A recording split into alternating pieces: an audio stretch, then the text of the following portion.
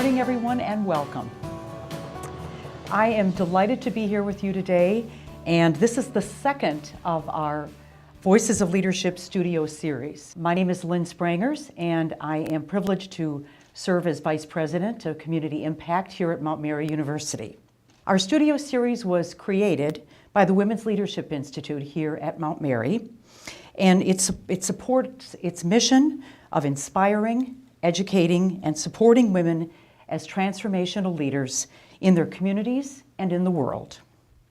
We have been fortunate to secure the wonderful stories of three phenomenal women, and they're going to bring their leadership stories to you. Our hope is that each of these stories digs a little deeper into who these women are, and then will allow you to ask your own questions, and then take the inspiration and the learning that you derive and apply it to your own lives. The Women's Leadership Institute is a place that we like to say where potential becomes purpose. All of the students here at Mount Mary University have enormous potential. The studio series is just one way for us to help you tap it. With that, I'd like to turn your attention to our video screen and see this introduction of our special guest today, Veronika Scott. In 3 months, Tia's gone from living in a shelter here in Detroit to her own house and getting all of her kids back and living with her again. So I think this is my way of kind of giving back. Oh, yeah.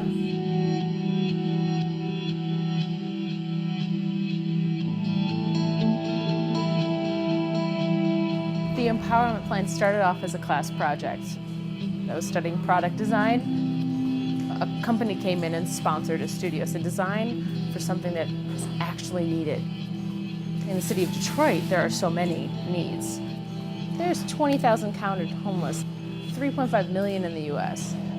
Cold weather can last months, well beyond winter, and we get random pockets of extreme cold. The big moment was seeing a playground 20 yards away from the shelter. And this playground had been made into someone's home. Why would somebody do that when a shelter, a free shelter, somewhere you can walk in and sit for hours during the worst of the weather, is 20 feet away? Everybody forgets that most people that have been on the streets still are motivated by the same things. They have pride in themselves. They want to be independent. They don't want to have to rely on the whims of others for everything that they do. The empowerment plan is a coat that turns into a sleeping bag and a bag when not in use. I really wouldn't say I invented it, just kind of reinvented something that really just needed to be reinvigorated and gave it a completely different use. I remember taking a coat back to the shelter that I designed the coat in, and this woman literally is screaming at me. And she goes up to me and says, "We don't need coats. We don't need coats at all. We need jobs. What do you think you're doing? Like, this is pointless." And she was correct. The coats are a Band-Aid for a systemic issue. It's not something that's really going to solve anything, but what I did after that was realize, okay, I'm in a shelter. I said, who do I start hiring? So what we do is we try to find the people that stand out, that have the drive and ambition, that want the job. Everyone I hire at the Empowerment Plan is a single parent. We've hired women that have been on the streets, have been in prostitution, have been, in prison, but have really chose to make a difference in their life. I have to do this now. While people are still excited, while there's momentum, and that I can fail, and the worst case scenario, I end up still living with my grandparents broke in their basement. This year we're gonna do about 4,000 coats, and next year we'll be doing about 10. Because I found the right people, they prove that this model can exist, and that it works, and that my idea isn't just a nice idea. I have my own apartment. It's quiet, it's peaceful. It's a sense of having my own.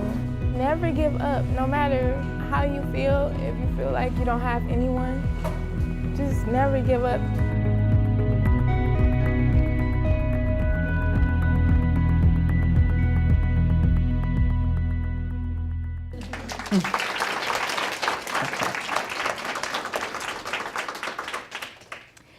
That videotape gave us a really great backstory into Veronika's idea. And I would say probably even more so than the idea is the persistence that she had to have to back up that idea. One of the questions I wanted to start with this morning is, when Veronika and I had a chance to chat, these were the words that she heard frequently when she was first starting with the empowerment plan idea. No, no, no, not a good idea. Too soon, you're too young. Crazy. Too crazy. No, no, no. But you just saw a yes, a huge yes with an exclamation behind it. How did you propel all those no's and those, you're too young, not the right time, not the right idea? Actually, it was interesting. It wasn't that I was too young that the reason I got no most of the time. I was surprised, I built the first business plan, and as an art student, that's not exactly my strongest suit, especially back then. And it was a very beautiful business plan, but didn't have very much content to it. It was the first try. I found out if I wanted to make this real, I'd have to build a business plan, and I started showing it to people. And it wasn't that I was an art student attempting a business, and it wasn't that I was young, and it really wasn't any of those things. It was really, oddly enough, it was the fact that I was going to hire homeless people. And I thought that was the most amazing thing in the world. That was the sticking point. I'm like, I am 20. I don't know anything. You see a spreadsheet there that has 3 numbers on it. You're saying that I'm not the reason this is going to fail, that I'm hiring the wrong people? I think you've got that backwards, was my general feeling. It's like, you're kidding me, because I think I'm the reason this is not going to work out, not the other way around. And so when people were heavily criticizing the fact that it's like, you're never going to get a homeless person to show up and do more than make a sandwich. You're going to be lucky if they come more than one day and then just rob you and then desert you. And I said, I think that's completely wrong. The way I grew up with the situation of poverty which I grew up in, I knew from my own family that there are people there that want to work, and that from all sorts of different experiences and all sorts of different circumstances. So it's like, if that's your only problem, then I got that. I can fix that I can prove wrong. If you think I'm going to be able to do this, of course. But it was really interesting how many, showing that first business plan got so many amazing negative feedback. It was just lists of things that, like, 1,001 ways in which this is going to fail and break down. And oddly enough, it was never me. It was all these other things that were happening. And it just kind of became a to-do list. I just would sit there and people would just be like, this sucks and this is not going to work. And this, like, I'm writing it down, like, okay, that does suck and that's not going to work. And that's the next thing I have to take care of, because I didn't know what I was doing or where I was going. It was just, okay, I want to do this. This is terrifying, but I'm just going to try. And it just step by step. Had I known now, or had I known then what I'd be doing now, probably wouldn't have been doing it at all. I probably wouldn't do it. I'd probably be too scared if I had known the amount of work a business takes to get running. But being naive and being open to it and being kind of innocent to all of that made it a lot easier, facing one challenge at a time. We can all look back on people who helped push us over that finish line, came into our lives at just the right moment when we really needed friends, and even people who could be critical of us, but in ways that were constructive as we were trying to move into some part of our life. Talk a little bit, Veronika, about some of the people who came into that landing zone for you and helped you in terms of that idea becoming a reality. I was very lucky to have so many people that are actually now kind of build out the board, actually. And the board of directors now have most of the mentors that have helped us along the way. But one of the first mentors I ever had was actually the dean of my school, the College for Creative Studies. He passed away last year suddenly from a heart attack, but he was a huge influence in making this reality, because he had seen me do this as a class project. And I was spending 3 nights a week, like Monday, Wednesday, Friday, 8 o'clock at night, going into the worst areas of the city and trying to make this work, and trying to make it work in different class projects. And my teachers were finally saying, oh, this is nice and everything, this charitable stuff you want to do, that's great, but you need to get back into consumer electronics. Like, you're not going to get a job with this. This is a great portfolio piece, but this isn't what you really want to do, right? Because that's nice. You can just play at this. And he was probably the first person, one of the first few people that's like, nope, they're all wrong. And it was amazing because coming from him, his name was Emre Molnar, he had been the design director of Patagonia for 20 years. So if anybody was going to advise me on whether or not a jacket or outerwear thing is going to work, I think the design director at Patagonia has the right to do so. And he was like, you know what, I think all of these other people are wrong. You know what, I think you can make this real. I didn't even believe it at the time. I was like, there's no way this is going to work out. Might as well try. And he's like, well, I'll take you in and he put me in as an independent study with him. And I met with him once a week. And all I did was just kind of dump what I was doing. And he said, just keep going. So he was one of the first people that really, really, valued it and actually pushed against the school when the school was telling me to go elsewhere. And it was amazing to have that much feedback of my family and teachers and everybody going, no, this is great, but you need to go find a job that pays you money and stop playing around in this nonprofit charity sphere. And it was really amazing to have him really vet me and say, no, this is real. And then the next person that he introduced me to was actually the CEO of Carhartt. And that happened one day when he first saw my draft one of the business plan, my very pretty, not very substantial business plan. He saw it and then introduced me he made a phone call actually to the CEO of Carhartt. He said, I don't know if he's going to call back.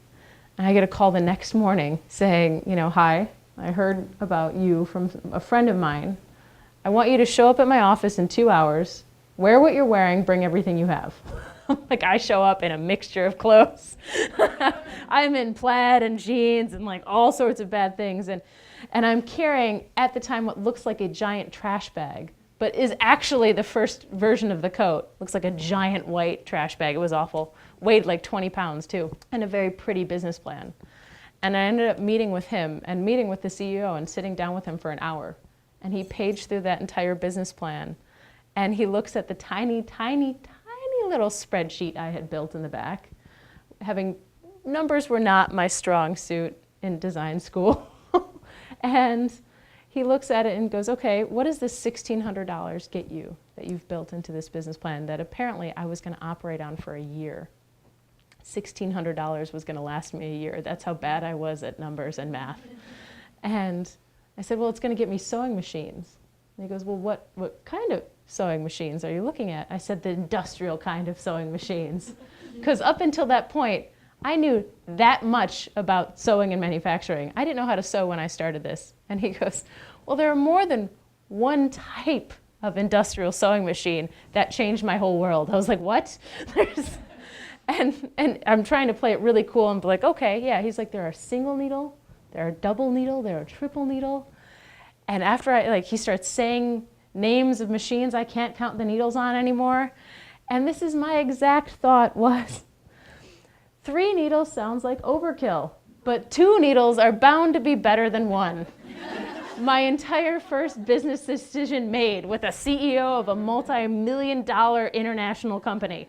And I'm sitting there playing it so cool. I'm like, yes, we need double needle sewing machines. And he goes, with walking feet? I'm like, sure, have the feet walk. I had no idea what I was doing. And from that point forward, though, he also gave me the $1,600. I walked out like I had won the lotto. But it had really spurred the whole project from that point forward. They had an all-access pass to work with them in all their manufacturing facilities across the U.S. And since then, he's been the father figure to what we do. And to this day, we still work with them. And they fly people up to come and work on our team, and we go back and forth.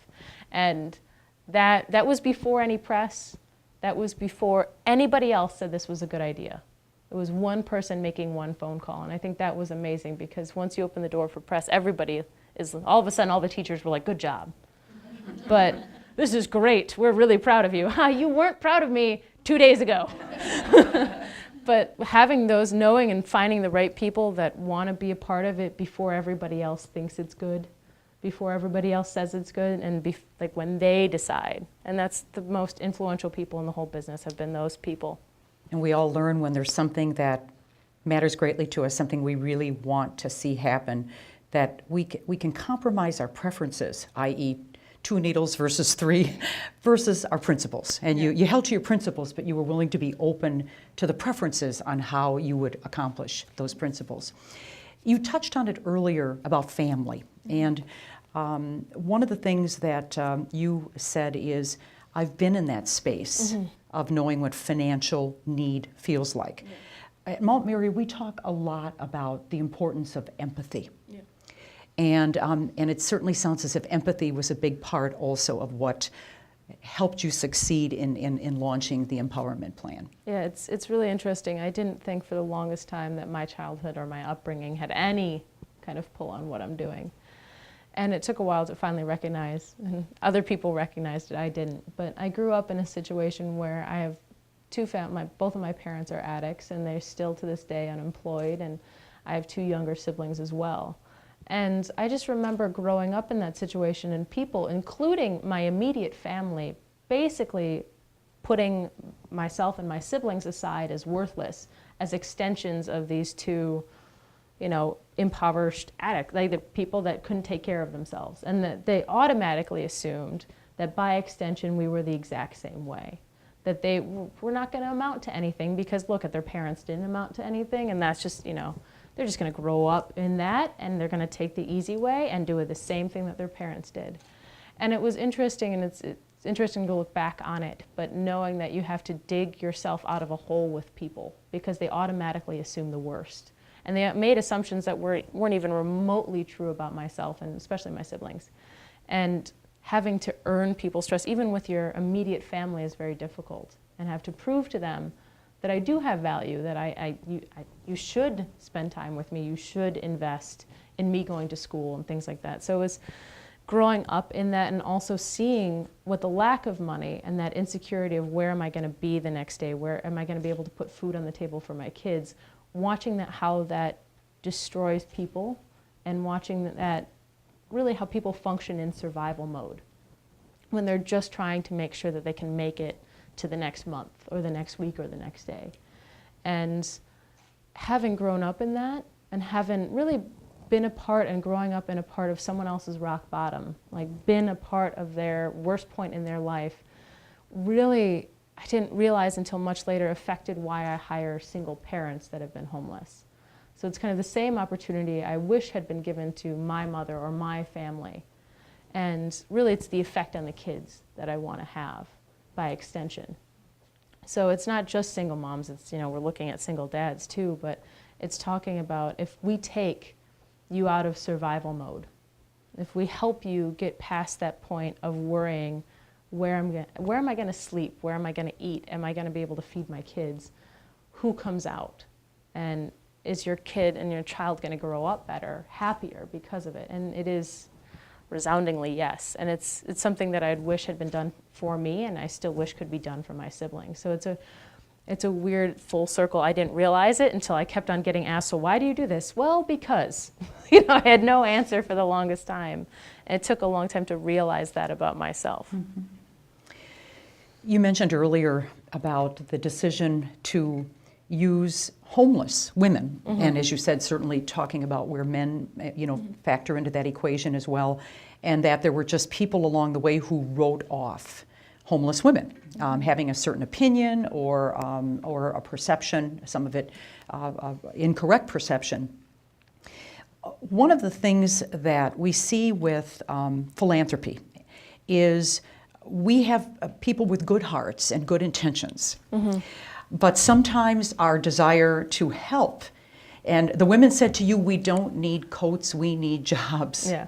And that must have been a real aha moment for you, that that in order to make a difference, you had to listen as well as want to do good. And I think sometimes in our quest to help people in need, we think we know what they need without even having that important conversation. I think this is going to answer one of my questions later about pet peeves. Truly, it is when people assume that they're doing good and have no actual real basis that they are, and they assume they know what's best for people that they have no connection to. That assumption that, well, obviously I am better than you because I am not in your place.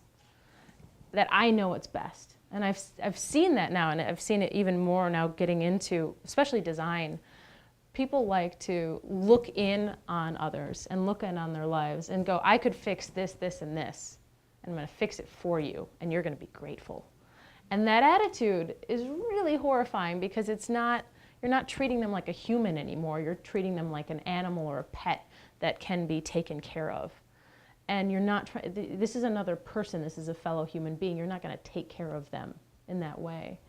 And who knows what happened in their life up until that point. No, and we get that, and we see that a lot in charity groups. I've seen this in Detroit. It's sad. They're handing out sandwiches. And I've literally watched drive-bys with sandwiches. Like, people are going into the scariest parts of Detroit that I designed this coat and spent a lot of time in. And I was there sitting and talking to some people, and literally they'd be tossing sandwiches out the window because they didn't want to get out of the car. And they thought, well, we're feeding people. And they're literally just kind of like handing it out the window or literally just dumping them out. But it's food. Well, that's not the same thing. You're taking respect out of it entirely. You're taking everything on the emotional side that makes that person feel like a person rather than a thing, or rather than an animal, or rather than just kind of less than human. And that was the biggest thing that I noticed. And like, really the only reason we have a business is creating something that makes people feel like they're recognized as humans again. Because there's a lot of demoralizing stuff out there. And so many people are homeless for vastly different reasons. There is no one thing. People ask, like, so why are people homeless? What? Like, that's 3.5 million people. There is no one, like, I can't prescribe a prescription cream that affects everybody and fixes all of these problems. It's not an issue like that. There's so many nuances to it, and it's people. There are some people that choose this. There's some people that have struggled with mental health issues and were kicked out of a hospital that closed down 20 years ago and are schizophrenic and have nowhere else to go, and have lived their life entirely on the streets. And there are those that have been on the streets for 2 nights because they were in a domestic violence situation and had to leave and had nowhere to go. There are, brain neurosurgeons. I got an email from a woman whose mother was a neurosurgeon who had late onset schizophrenia and ended up spending her nights sleeping on the streets. And she's trying to tail her mother to try to get her to come inside, and she wouldn't.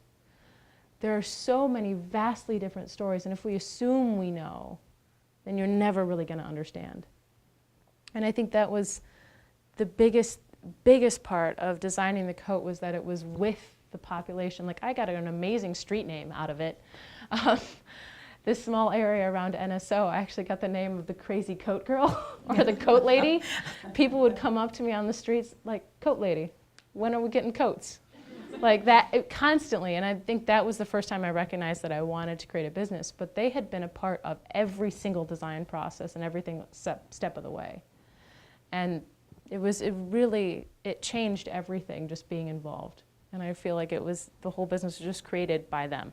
So as you allude to, it's having an appreciation for a person's dignity as you try to help and to listen. Mm-hmm. What have these homeless individuals taught you? It's very difficult to sum up because I'm a completely different person now than when I was the person that started this. I think that was the biggest, the most powerful moment in the last year has had to be when one of our longest and oldest team members passed away suddenly from a heart attack. She went home one day and it collapsed. She had been with me for over 2 years, almost 3. She was 61 years old and had been in prison a decade before I hired her. And she had pretty much left prison at an age of retirement. And she had money saved up, but no one would allow her into an apartment building or anywhere else for that matter. And at 60, an age of normal retirement, she was sleeping on cardboard on the streets. And she had her son and her grandson too, as well, her granddaughter actually. And all of those people to take care of. And I think the biggest and most powerful moment was that a couple years after we hired her, and her biggest problem at that point was really, she came into the office and she's like, I just got to find new friends to hang out with. And that all of those crazy problems of trying to find a home and where to sleep were over. And her biggest issue was like, I just got to find new people to hang out and go shopping with. And then, you know, a couple weeks later, she passes away, and her son is talking at the funeral, and we're all a mess. And he goes, you know, I really want to thank you for letting me get to know my mother. I haven't, you know, I got to know my mom more in the last 3 years than I did my entire life. I just want to say thank you. He's like, the person that she was the person that she's always wanted to be. She was happy for the first time in a long time. She had my Facebook photo printed and framed in her house. We were that close. And it was amazing to watch her get to that point of finally feeling stable and happy and not having to struggle and not having to be in survival mode anymore. And then it's sad that it happened so late in life. And I think that was just a powerful moment of recognizing that I have 25 people I employ now, and that how deeply connected we are and how much I owe them and how much I'm responsible for them. And it was a lot, and it was an amazing feeling that I have all of these people that would follow me to the ends of the earth if I wanted to go somewhere, and that they would be right there with me. New family. Yeah, oh, very much a family. One of the things that we talked about earlier is how you used your design thinking, a whole lot of creativity, persistence, as we've talked about before. Sometimes I think as women, we do not always listen to those internal voices that are telling us, coaching us, if you will. And we tend to listen to the external voices, the last person who got in our ear, or somebody who says, you're not worthy, or, you know, this isn't going to work. You said in the world of design thinking, it is wide open for women who want to go in that same place where you went, maybe inventing something slightly different, but with a concept that you really encourage women, especially young women, to pursue that.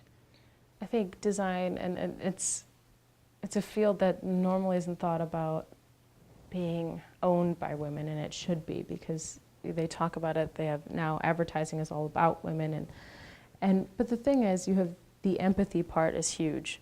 And if you're really going to design good products, and if you're going to do kind of like any art or any sort of STEM engineering, any of it, it's that connection to other people that is missing in a lot of the design projects. I've seen a lot of, this is going to sound horrible, I've seen a lot of designs for social ventures and for social good done by mostly males that are designed for a specific group of people that they went in and they saw for a few days, and then they went back to the other end of the world, designed it, and then threw it back over the fence and said, here, I made this for you, enjoy it.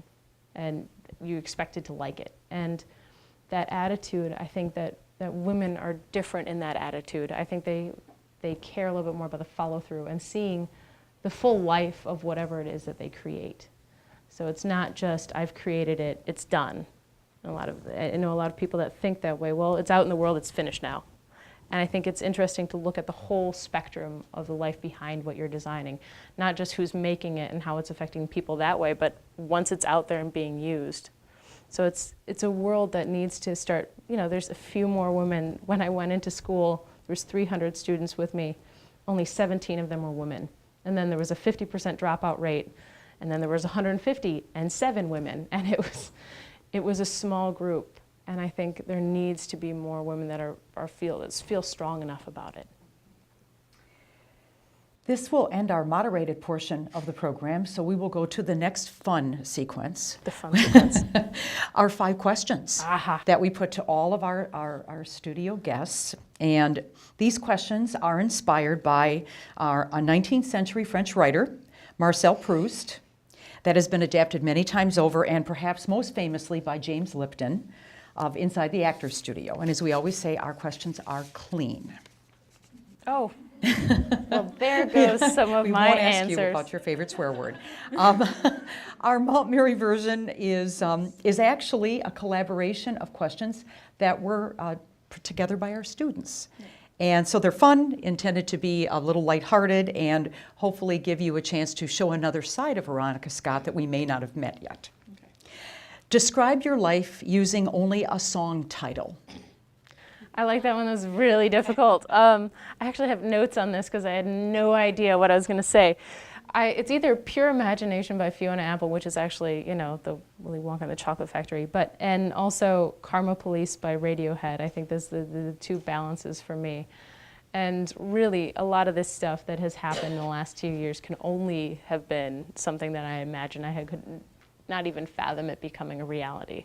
So there's a lot to both of those as well. You touched on question number 2 a bit earlier about your biggest pet peeve, about wanting people to listen more, talk less. Anything else that rises to that level as far as just a general annoyance? Loud chewing with open mouth. Not closing your mouth when you chew. No, I think the biggest thing for me is there's a point for which talking about your idea is beneficial. And then you cross this line for which you're only talking about your idea rather than doing your idea. And it's a constant battle because everyone in any stage of their business is always doing it. But to stop talking and start doing more. I get really tired when people are telling me the same thing over and over again. It's like, well, just do it already. Just do it, and if it doesn't work out, fine, but stop talking about it. You need to try. And I think that is probably one of my biggest pet peeves, especially in Detroit. That happens in all cities all over the place, and any student. It's great to talk about it, but you're going to get so much further if you just try it. Good advice. What is the most unique class that you've taken? I had this amazing teacher who was a liberal arts teacher in an art school, which was difficult, I'm sure, for him. His name was Michael Stone Richards, and he taught at Northwestern, and then he came to this school in Detroit. And he taught this class on kind of like studying the liminal, which is all about kind of being on the outside, looking in. And I think that really defined what I was doing, especially with the empowerment plan, and had lasting effects on if you're on the outside, how do you work with people on the inside? How do you actually get an accurate feeling of what's going on? Because no matter what I do, I can never fully understand what the women that have been in the shelter are going through. I will always kind of be on the outside, but how do we still relate to each other? What is the most non-essential item that you always tend to carry with you? I have this bracelet. It's a horribly ugly bracelet, and it's plastic beads that looks like turtles. I think there are mini turtles on it, but it was given to me by Annis's family when she passed away. It was one of the many, and there's 2 items actually. It was her bracelet, and it was like this green and silver plastic thing, and like a really horrible body spray. It's like something fantasy, and it's purple, and it has glitter, and it smells just like flowers everywhere. But yeah, so I have these 2 very non-essential items that people are like looking through my purse. Why do you have? Yeah, those are the 2 things. What profession other than your own would you most love to do? That's the most difficult to answer because I feel like I lucked out as far as a profession. Mine's constantly changing and adapting. So I've wanted to be a lawyer as a kid, and now that's just sounds like the worst thing imaginable. Now I just like play around with what it would be like to do a job that's like less stressful, and I'm like, chef could be less stressful. Probably not at all. I know nothing about this. I'm like, I enjoy cooking. What would be less stressful? So that's probably the closest to other profession I would even fathom going near. So maybe the Food Network somewhere down the road. Food Network, there we go. I would love to be in any way, shape, or form involved in the Food Network. Sounds good. That's my second dream job. My money's on you. Wherever you're going to do next, I'm there saying she's going to get there. Absolutely. Food Network. Take the Food Network by storm. Now we'd like to open up the floor to questions from our guests and our students, and certainly members of our faculty are here as well. You heard Veronika reference several times to folks in her educational sphere who were important mentors. We would ask just that you would come to the microphone, and we are ready to take that first question. Hi, I'm Margaret Martinez. I'm a recent grad from Interior Design program with a fine art minor. And I wanted to know, I know that this started off as a school project, and with many professors and peers kind of shooting down your idea. What kept you going, or what really motivated you to keep seeking this out? I think the core of it is that it was accepted and wanted by the people I was working with on the streets. I had gotten the funny, crazy nickname of the coat lady, and people were coming up to me that I didn't know, that had been homeless for years, 20 years plus and asking for coats. And I think that was where, as long as I stuck to that side of things, everything else could change. I would get advice and criticism and constructive criticism, and I applied all of it really in the beginning. It was just, but as long as I stuck true to that core of working with the homeless for this product with them. And that was it, and everything else could change. You know, how I did the business plan, all of these things, all of these other issues that people kept on bringing up that they had problems with, those could change, but the core of it had to stay the same. And that makes it a lot easier now as we've grown to know what the core of the business is and what to say no to. And then now just, you know, what we don't do. But it was very, very difficult because the first couple pieces, like, you know, it was all kind of baptism by fire. It was, you know, there was press that happened early on. And the first bit of press ended up getting like hate mail and things like that with it because homelessness is a very controversial issue to certain people. Some people think it's just enabling the lazy, and others believe that it's a whole spectrum. People have very strong opinions about it. And I didn't really know what I was getting into, and that happened. It was very difficult to continue. But I figured at the end of the day, if the people that I was trying to do this for wanted it, very naively, I was like, that money will come, was my thought process. And that I might as well try it, because I think I said it in the video, but worst case scenario, at the time I was living with my grandparents, I had no money, I had nothing. I figured worst case, like, if it didn't work out, I wouldn't be in a different place than I am now. Like, I was like, nothing will change for me if it doesn't work out. I still got a great degree from college. I still could go work other places, but on the flip side, if it does work out, look at how many awesome things could happen. And I didn't even know how many things. I couldn't even fathom what has happened now. But I think the understanding that you have to think about worst case, what happens if I fail? And if it's not that bad, it usually isn't, because I think everybody in here is privileged enough to have family or someone that will be there for you or that will help you, even if it doesn't work out. And that failure is just saying, this didn't work, so I'll go back at it, right? It just didn't work. And taking that intensity off of it, like you disappointed people, it's hard to accept it and to stomach it, but it's like, okay, it didn't work out. Either I go back to the drawing board or I just don't do this, but at least I tried. And that, I know so many, and that's something that you hear all the time in like TED Talks, the failure is great. But it is so true. There's so many people that have dozens of failed businesses under their belt before they go off and start the thing that works. But you learn so much from messing up really hard and really bad the first couple times. It's a great experience. Or as we've all been taught, mess up as little as you can and fix it quickly if you can and get back on the little horsey. Yeah. You can't limit the amount of messing up you do. It's very hard to do that. It just happens. But yeah, learning from it is the biggest point. Hi, I'm Chris McGavin. I'm one of the faculty with the OT program, but I also volunteer with the homeless. And our people have been asking for blankets, and I just have questions on like what your product is, like your design. Just how it works, and then the other part is your actual business, like the details. When you first started it, you were asking people to come work for you, and like, where are you? Did you start with one or two people? Are you in a building? I'll get into that for sure. Yes. So to address the product bit, it is a jacket that looks like a normal coat, but has actually Velcro down the front. And then it opens up, and then what looks like a giant pocket folds out. And that is where you can slide your legs in up into your knees, and you just Velcro it completely closed.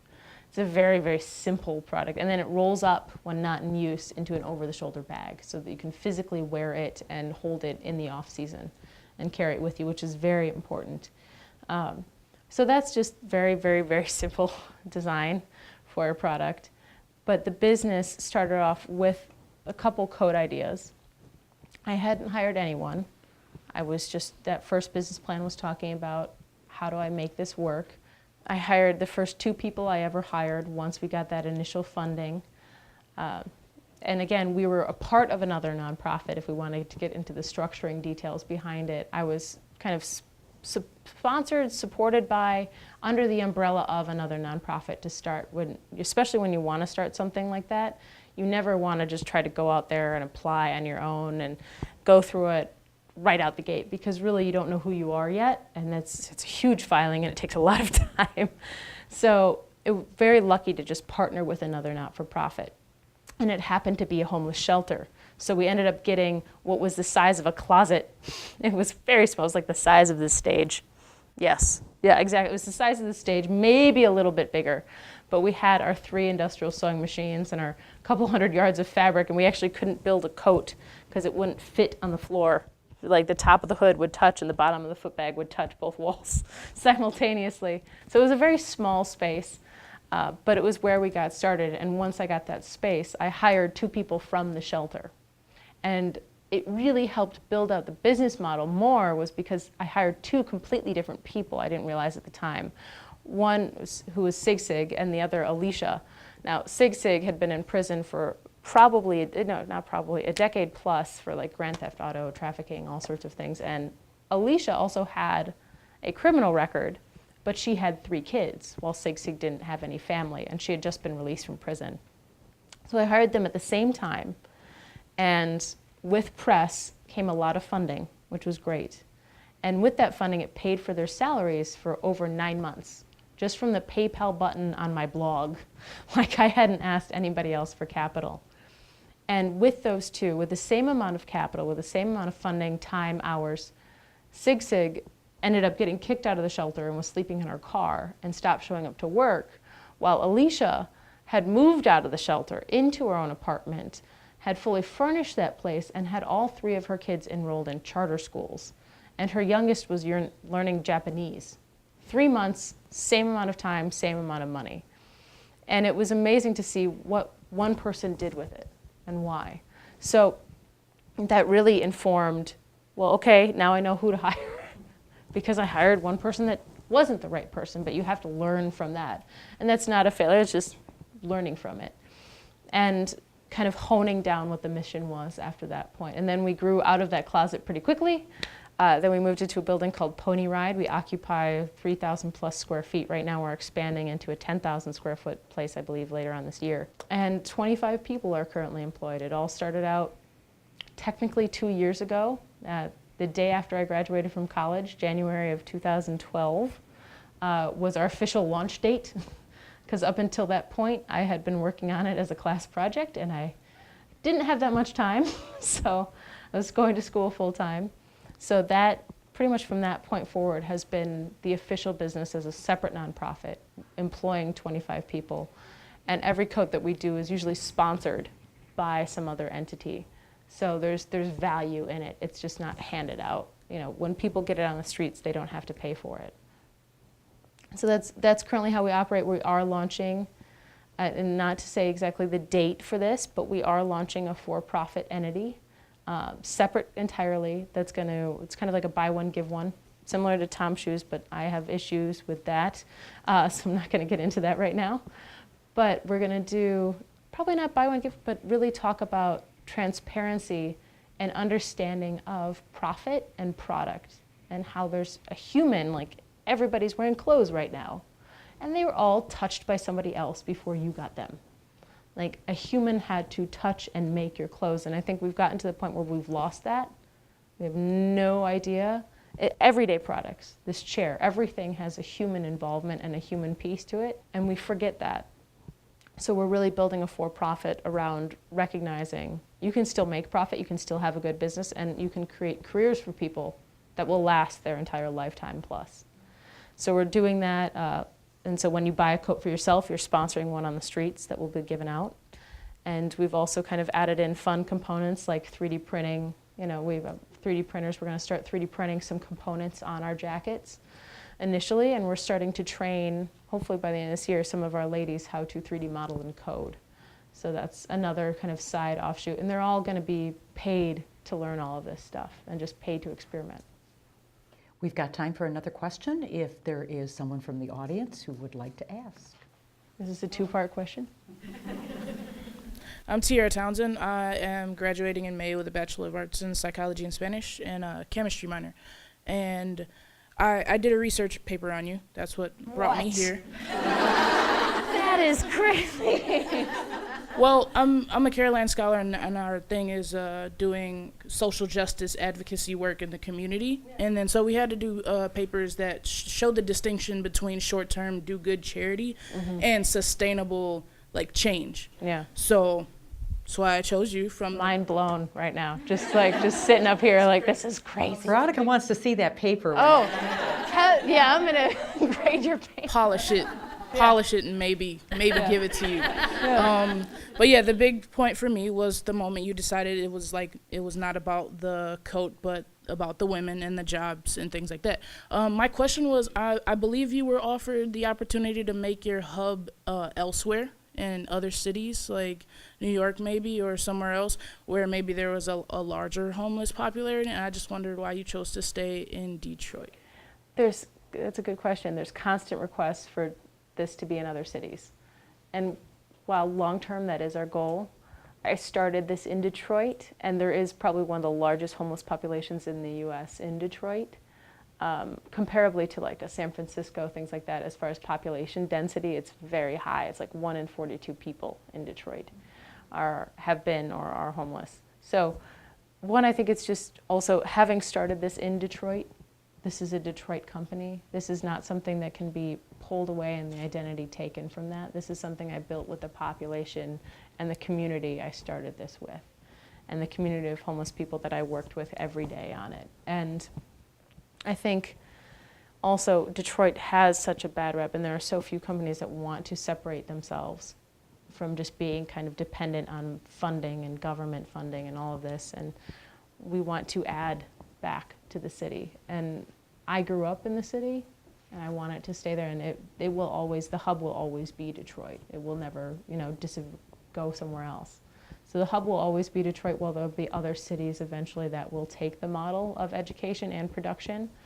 And I like what you said, it isn't about the coat. I realized that pretty early on as a product designer, that's a very hard thing to recognize. It's not about the product at all. The product could be Tyvek Speedos. It would still be the same effect. And I think in the other cities that we do this with, the product may change completely, but the core of the business will stay the same. And I think it will never fully leave Detroit. It's my home. I can't imagine. I wouldn't have been able to start it anywhere else. It's unique. Detroit is a very unique place right now for which a 20-something can get a building and hire people, and companies like GM and Ford and Quicken, these multi-billion-dollar entities, actually look at you as a viable partner.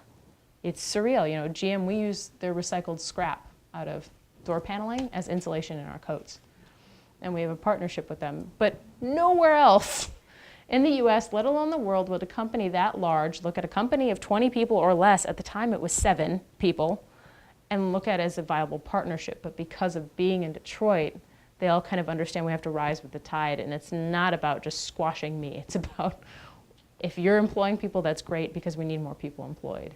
So, and they get good press, but it's a mutually beneficial sort of relationship, but that is very unique to Detroit. And we'll have to get the two of you together after we wrap up today to talk more about that paper. Yeah. Good question. My name's Laura Chapman, and I'm an international studies and Spanish major. And you just mentioned that it's not about the coat. And I realized listening to you that a lot of your incentive came from creating jobs in your community. And, I watched TED Talks, you mentioned that as well. And there was one that was done on what really motivates people to work. And he found out that it's not necessarily money. You can't just throw money at people and expect them to work more. Maybe in some situations, but in many times it's not. What would you say motivates your workers to actually work more or harder, or what is their incentive? It's a couple different things, and that's also an awesome question. I really like your questions. The biggest thing for us is, one, that people are heard.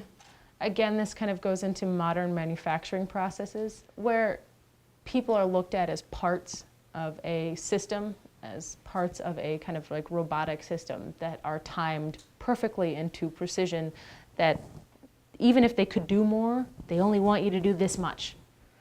Or even if you can't hit that number, they only want you to do this much. It's not counting on the human aspect. They don't really think of people in a lot of workplaces and a lot of manufacturing places as humans. They think of it as the numbers side of things.